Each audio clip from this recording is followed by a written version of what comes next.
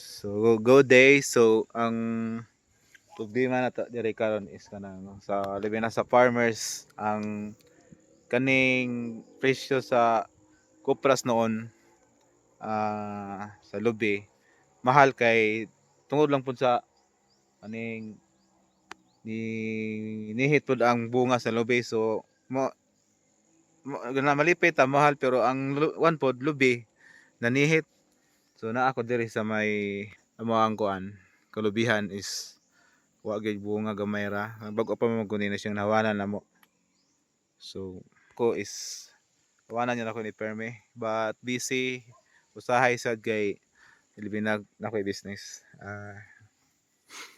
So manay atong bon sa mga farmers karon kay ganihit mangod ang bunga tungod sa katong nagian atong init bitaw.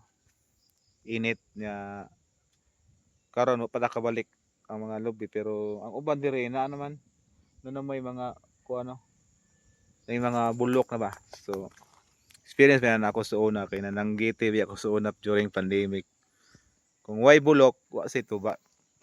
Danihit ang tuba ron kay tungod aning kuan wala nagsandaw ang mga lubi. Experience na ako kay pag magkonbay ko kanang mag-uuma ba ko pobre bi ako. So ganahan ko mag-project og ako ra nga project nga kani mga lubi diri akong awanan then para sa na-income ginagmay ra ba ginagmay lang basta kanunay. Ito ang plano nako nga visit sa bukid. Visit ko dito then katong gingan ako ninyo nga katong lugar nga kinahanglan pag yun nato tan-awon kung mahalin ang ilaha mga produkto pag lisod to ba tubangan may akong plano karon tabangan ako. Bye.